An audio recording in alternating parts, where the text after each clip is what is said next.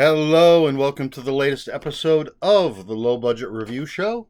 I am your host, Eric Smith, and today I am talking about Tell Me I'm Worthless by Alison Rumfitt.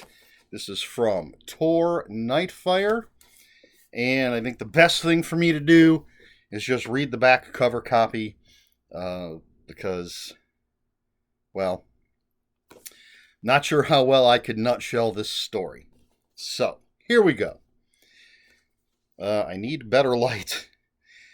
3 years ago, Alice spent one night in an abandoned house with her friends, Isla and Hannah. Since then, Alice has lived a haunted existence, selling videos of herself for money, going to parties she hates, drinking herself to sleep.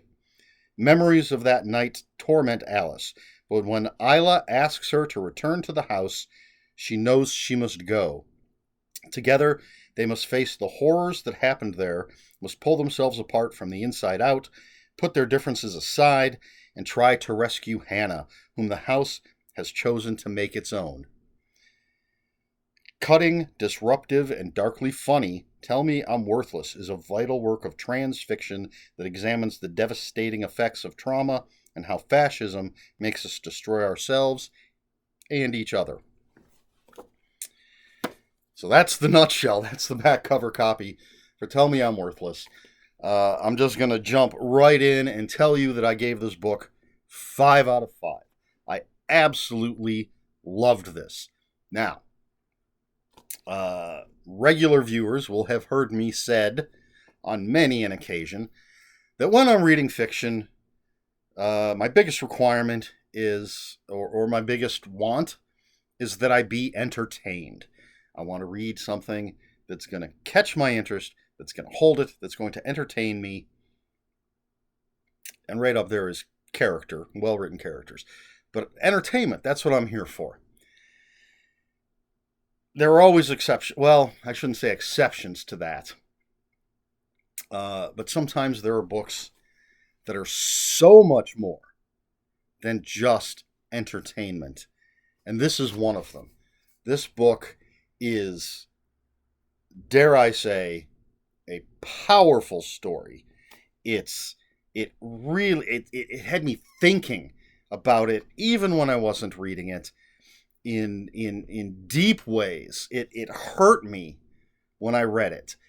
And it's just such a well-written, horrifying,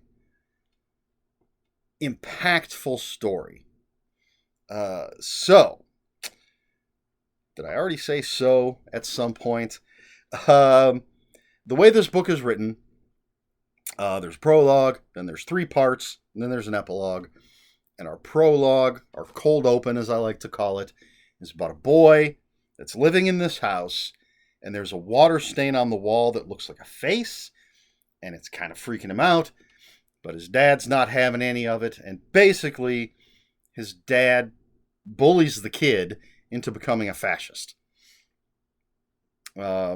Simplest way for me to put it. End of cold open. Now, we have part 1, and the chapters in this book are basically, with some exceptions, but basically there's 3 different types of chapters. We have Alice, and her chapters are written in first person, and so while there is a narrative that she's telling us, there's a bit of stream of consciousness, or maybe a roundabout way that we're getting through the narrative, because we're in her head, she's the one telling us what's going on. We'll get back to Alice. Then there's Isla. Hopefully I'm saying that correctly. I'm not sure. It's just Ila. And in the first chapter with Isla, which is in third person, it says one of the characters pronounced her name Ela, and that was incorrect. So hopefully Isla is the correct way. But either way, Isla's chapters are in third person. And so it's more of a straightforward narrative. And then we have chapters that are labeled The House. These are also in third person, but it's the story of the house, and it's essentially the history of the house, people that have lived there, but the house is a character. So we start with, once we're past the cold open, we start with Alice, who is a trans woman, and this is 3 years past that time that Alice, Isla, and Hannah went into this house and something horrible happened. And her life has essentially fallen apart. She is literally being haunted. There are real world horrors in this book, but there's also supernatural horror as well. And it's really creepy. I mean, the real world horrors are horrible enough. The supernatural horrors, really, really creepy. Well written. The descriptions of what goes on, whether it's Alice telling us in her parts or in the third person parts. Some creepy, creepy stuff going on. But so Alice lives in her flat, being haunted by things, and she makes money, as it said on the back cover, selling videos. Well, does it say videos? I felt like it was audio, but I suppose it could be video. Maybe I missed something. Yeah, videos of herself of a sexual nature, and she goes to these parties that she just doesn't necessarily want to go to. And then with Isla, we meet some TERFs, and there's protesters, there's pro-trans protesters and anti-trans protesters and TERFs, and Isla's involvement in all of this going on, and how she's living 3 years after these experiences in the house. And as I said, we get the history of the house, and then there are other chapters that aren't either Alice, Isla, or the house. And one of them is Hannah. We do eventually find out. We get little clues. We get little bits and pieces of what went on in the house. Eventually, we get exactly what went on in the house.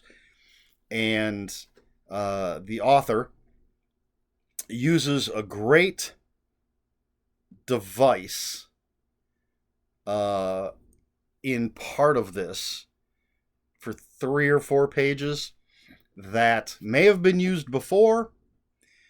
Reminded me of something that perhaps might have been done in House of Leaves, a book I have not read. I am intimidated by that book, but I guess it's a very, I don't know if experimental is the right word, but the way it's written, the way you read it, is all very bizarre.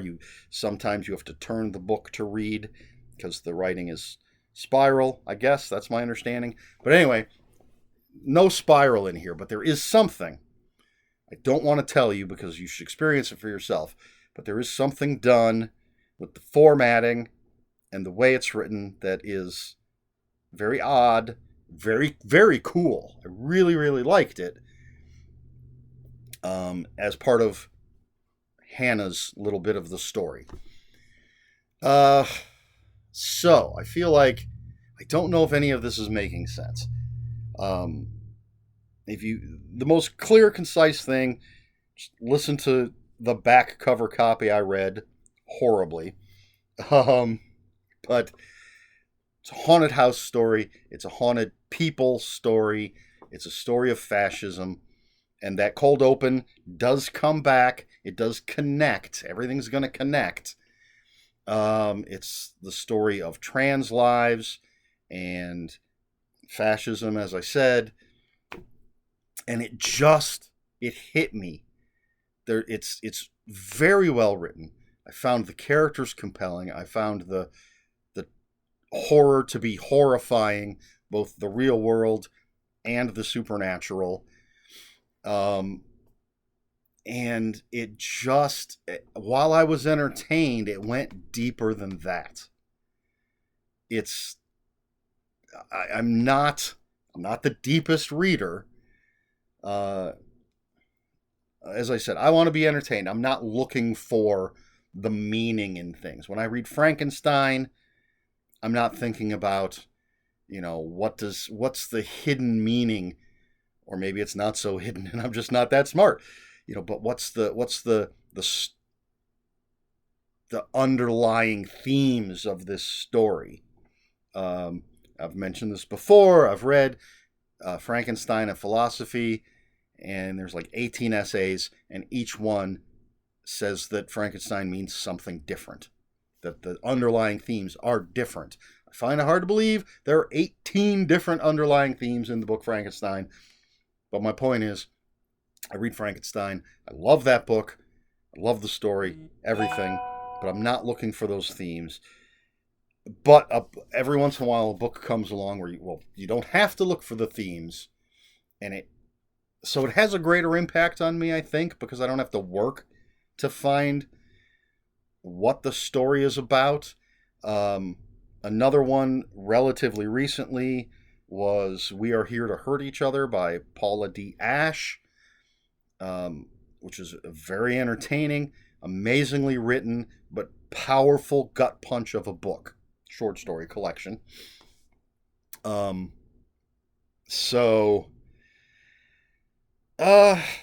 don't know what else I can say. I don't want to give anything away. I don't want to tell you what happened in the house. I don't want to tell you what happens with the characters.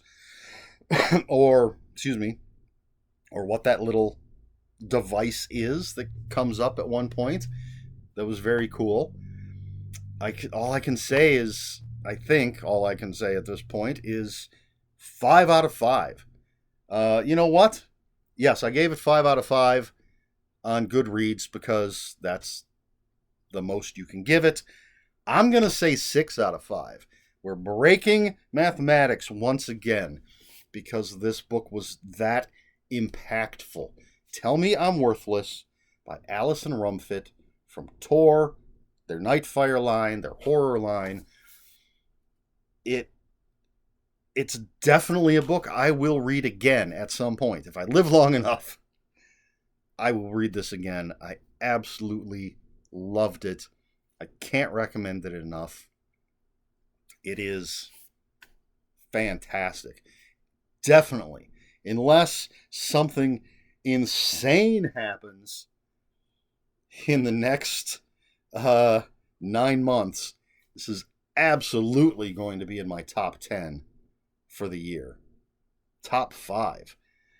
So that's it. I'm not even going to ask a question for this video.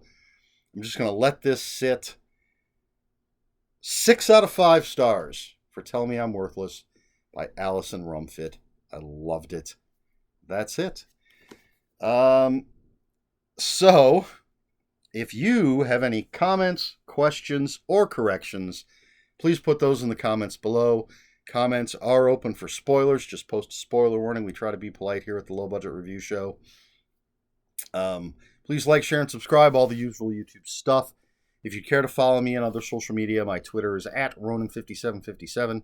My Instagram, where I post pictures of books, comic books, board games, and fuzzy animals, is EricSmith5757. That's Eric with a K, ERIKSMITH 5757.